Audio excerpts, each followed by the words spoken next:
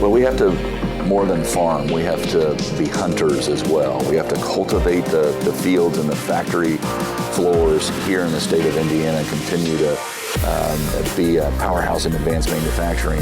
Indiana Governor Eric Holcomb preparing for the next chapter. He reflects on his 2 terms leading the state, the highs, the lows, and what's next as he prepares to leave office. Plus, Lucas Oil Stadium in downtown. Indy scoring big again. Big Ten Championship weekend raking in millions. We look at how and why the competition to host is getting fierce.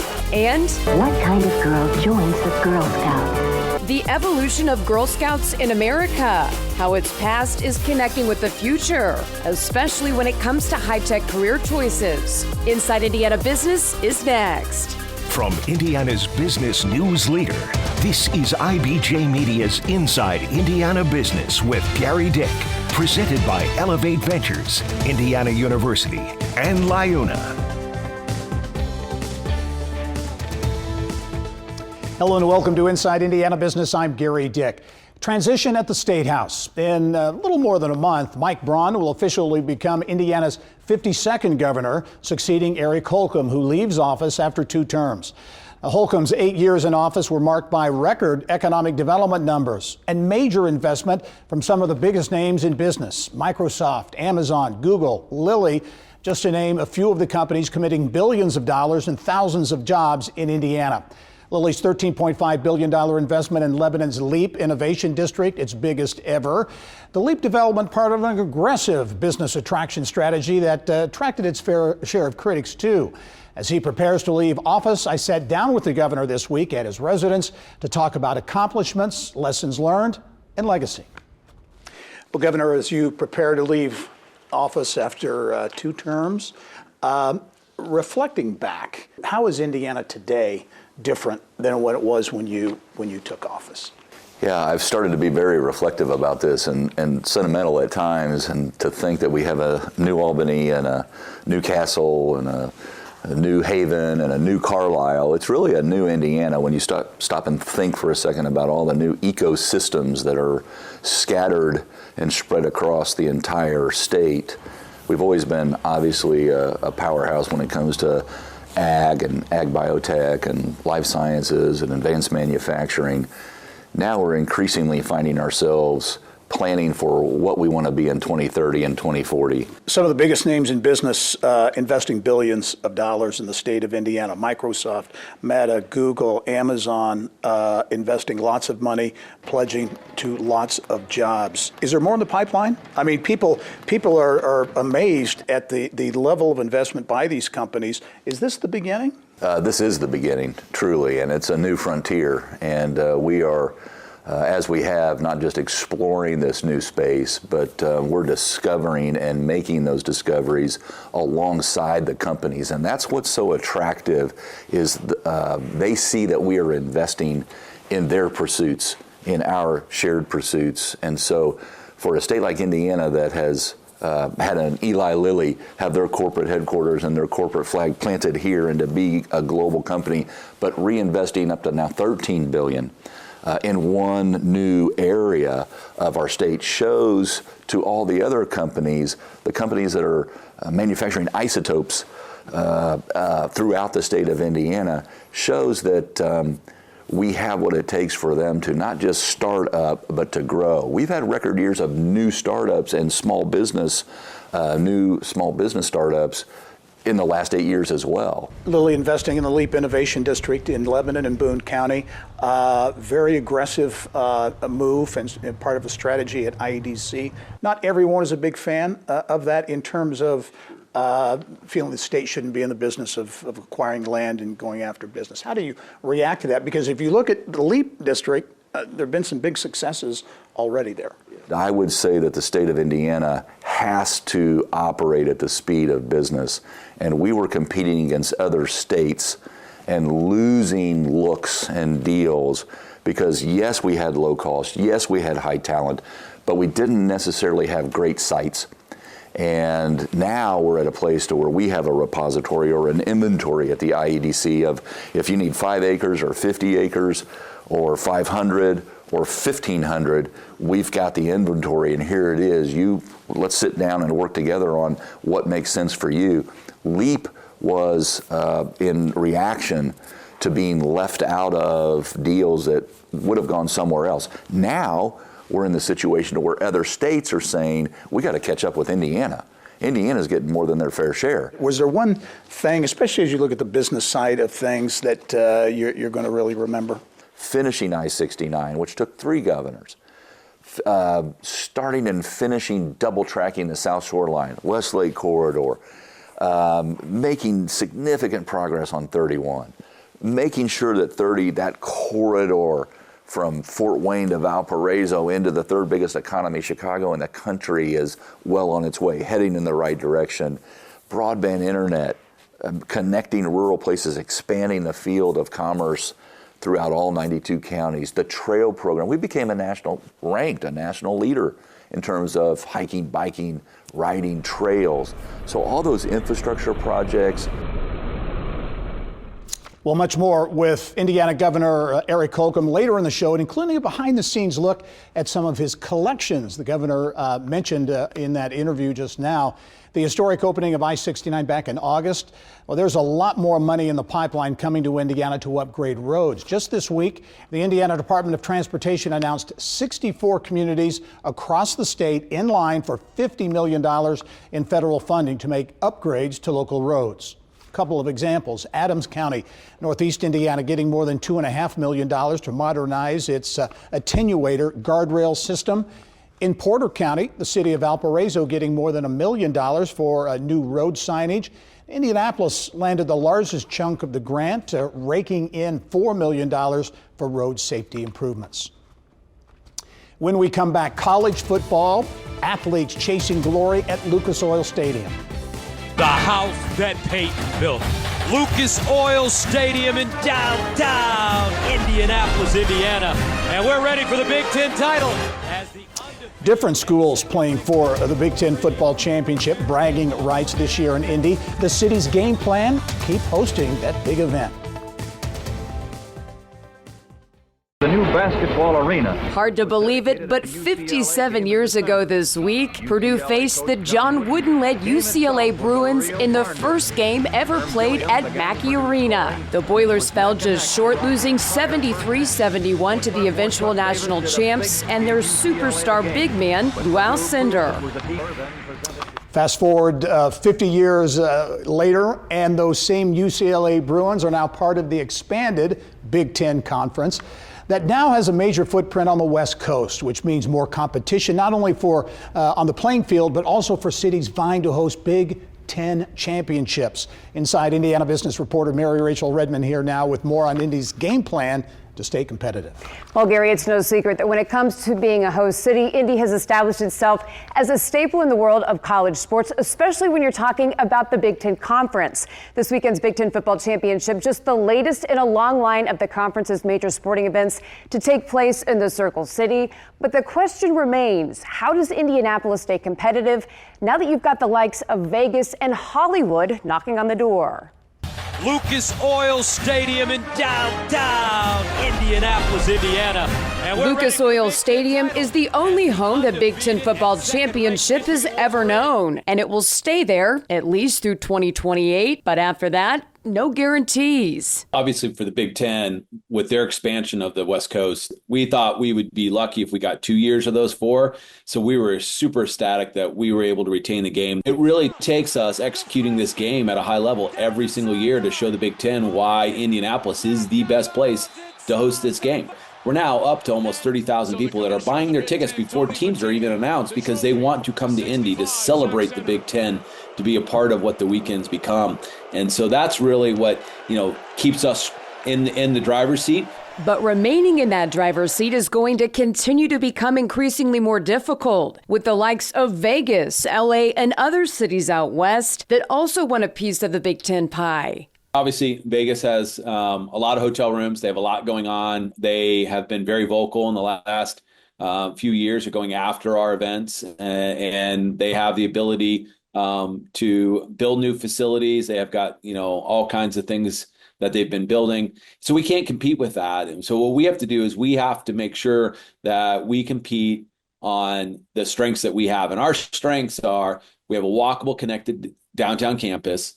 We can out-welcome anybody. Hoosier hospitality is real. And we come together better as a community to execute and host people than any other city. And when we lean into those, we can compete against the glitz of Vegas and the things that they have, because we execute at a high level and people recognize that. This weekend's an important weekend overall on the convention calendar. And the state and everyone realizes that this is important to Indiana overall. And so people work hard to make sure that the Big Ten knows that they are valued here in Indianapolis.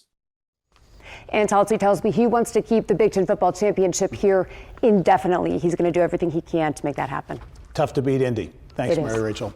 Well, downtown Indianapolis has new space for fans to cheer on their favorite teams. Tom's Watch Bar is known as a sports entertainment concept that focuses on the fan experience while offering a variety of food and drink. Tom's will host weekly fan events and featured games across, get this, 135 screens. We're an extension on behalf of the teams for their fan base. And that's obvious when teams are away. We give people a place to go and have, you know, as close to a camaraderie-based in-stadium experience as possible. Tom's Watch Bar, located on Illinois Street, strategically situated between Lucas Oil Stadium and Gainbridge Fieldhouse. Up next, the Mascot Hall of Fame scouting a new location, and clean energy in Kokomo, the dynamic unfolding that could have a big impact on 2 EV plants there and what it could mean for thousands of jobs. Here's what's making news around Indiana. Brought to you by the Indiana Association of Realtors. Indiana's 21,000 realtors. The neighbors you know, the experts you can count on. And we begin with positive signs for Stellantis, Samsung SDI's massive clean energy investment in Kokomo. Despite challenges facing the company, Stellantis securing more than a $7.5 million loan from the federal government to build 2 electric vehicle plants in Kokomo. It's unclear, though, whether that loan will be finalized before President-elect Trump takes office January 20. The nearly $6 billion project is expected to employ 2,800 workers. Stellantis currently navigating through rough waters, though, slumping sales, forcing its CEO to recently step down. The Indianapolis Airport Authority's plan to decommission the downtown heliport has been approved by the FAA. The authority has not publicly disclosed its target closure date for the heliport. It will stay open until its only tenant, IU Health Lifeline, relocates to Hancock County next year. In Clay County, there is a change in ownership at Technifab Products in Brazil. Connecticut-based Crane has purchased the company in a deal valued at $45.5 million. Technifab has manufactured cryogenic products, which are tailored for systems that run in extremely cold temperatures since 1992. And the Mascot Hall of Fame looking for a new home, and founder David Raymond says he's having preliminary conversations with multiple locations both inside and outside of Indiana. The Whiting Museum closed in September but still exists online. Among interested parties, Fair Oaks Farms in Jasper County and the NCAA Hall of Champions in downtown Indianapolis.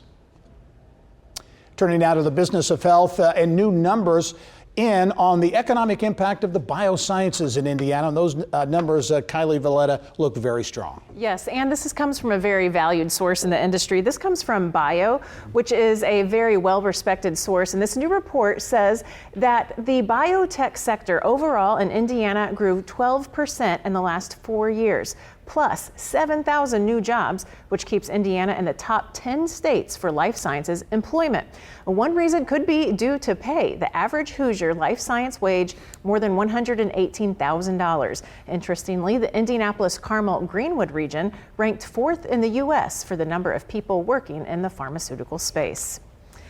A groundbreaking clinical trial is now underway at Purdue University, but these aren't human patients. Man's best friend is helping Dr. Deborah Knapp at the College of Veterinary Medicine sniff out better treatments for bladder cancer. In the Boilermaker Clinic, a Sheltie named Millie is the first dog to receive a new cutting-edge drug made by a Boston-based startup. Knapp says studying the new drug in dogs could help take a bite out of the human disease. When dogs develop bladder cancer, it's really similar to high-grade invasive bladder cancer in humans. So when we learn information from dogs, we can learn information that we expect to help humans. The study focuses on certain breeds. Scottish Terriers, for example, are 20 times more likely to have bladder cancer. And now a follow-up on an Indiana mother who is moving mountains in Indiana's opioid epidemic. We first told you about Justin Phillips, the founder of nonprofit Overdose Lifeline, when she was named a Woman of the Year by USA Today. The Indiana nonprofit now marking a major milestone. It has hit the 1 million mark for naloxone kits distributed in the state. The free overdose reversal kits are stocked in boxes and vending machines throughout Indiana.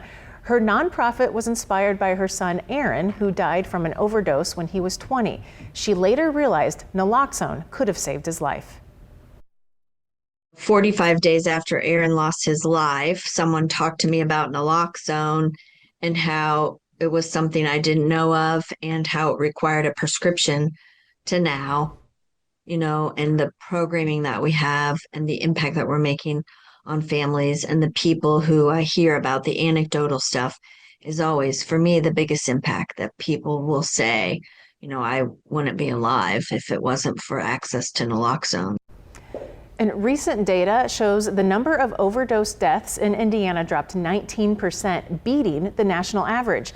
In honor of her efforts, Phillips was recently awarded a Sagamore of the Wabash. A real milestone and evidence that this really neat effort is gaining traction. Really, and she talks about how when she first started her crusade, you couldn't get naloxone without a prescription.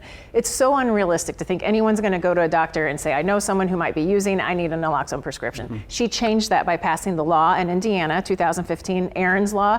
So from it not even being available to now 1 million kits, staggering when you think about how far she's helped lead Indiana. Great story, Kylie, thanks. Mm-hmm. And when we come back, behind the scenes... A typical year would have, right here, 792 cards. Okay. Times 1968 forward. So... That's a big number. You can do the math. From baseball cards to presidential signatures to international treasures, Indiana Governor Eric Holcomb's seldom seen collections. That's next. Time now for our Eye on Education, brought to you by PNC Bank. In central Indiana alone, Girl Scouts sell, get this, more than 3 million boxes of cookies annually. Scouting, though, has evolved with a mission to empower girls to become leaders. Much of the focus is on education, especially in science, engineering, technology, and math. Girl Scouts has 4 pillars. One of them is STEM. And it is our most growing space. It's our most popular space. We are the best companion to the K-12 classroom. The places we can take girls, the things they can see and experience, the women they can see, leading, doing, racing. I think that's what Girl Scouts brings. So yes, do I think that prepares them for life and career and choices they may not know otherwise? Absolutely. Girl Scouts of Central Indiana CEO Danielle Shockey. You can hear more from her about the Girl Scouts on the most recent edition of the Business and Beyond podcast. Well, circling back to where we started the show and the second part of our conversation with outgoing Indiana Governor Eric Holcomb. He's preparing to leave office after serving 2 terms. When we sat down with the governor this week, we didn't expect him to take us to some places inside the governor's residence very few people get to see. Upstairs at the governor's residence. That's a George Washington piece of correspondence. Behind the scenes. Goes from Washington Adams to the next Adams. All the way down and then back and ends up where we are. Where you'll find walls lined with pictures and signatures from every U.S. president. LBJ and different parts of his life. This represents the 6 continents that we've sold Indiana on, like man-made. The International Room. Pictures and unique mementos chronicling more than 24 trade trips. Like late 60s, 70s, binders that would have been individually collected. And baseball cards. Lots of baseball cards. A typical year would have, right here, 792 cards. Okay. Times 1968 forward. So that's a big number. You can do the math. It's a way of kind of keeping your childhood alive, maybe, for me with the baseball cards and just hating the fact that we used to put them in the spokes of our bicycles and thinking about those, if they were in mint condition today, how much they would be worth. How about for Eric Holcomb? What's next? To be determined. My wife is, I'm going to shower her with attention till she tells me I'm being a pest, and that'll probably take 2 months. Yeah. Have you given much thought? Do you have some ideas? I have some ideas. I have some options. I've not told anyone yes. I've told some folks no. I don't want to act like I'm playing hard to get, but I really do, after 8 years, want to, my wife said, deprogram right before her very eyes. And I want to give some time to breathe, not act too quickly, but I'll be interested in helping an organization, generally speaking, grow in a way that's innovative. And so there's a number of options out there, and I'll take my time. Won't need to make a rushed decision. Governor Eric Holcomb, really appreciate you taking the time to sit down with us for this conversation, and do want to thank you too for your service to Indiana. Thank you so much, Gary. Indiana's next governor, Mike Braun, will be sworn into office Monday, January 13th. That's all the time we have for this edition of Inside Indiana Business. We leave you this week with a trip through the Christmas Nights of Lights at the Indiana State Fairgrounds. Go out and make it a successful week. Thank you for listening to the Inside Indiana Business Television podcast. Remember, you can get the latest business news from every corner of the state at InsideIndianaBusiness.com. I'm Gerry Dick. Go out and make it a successful week.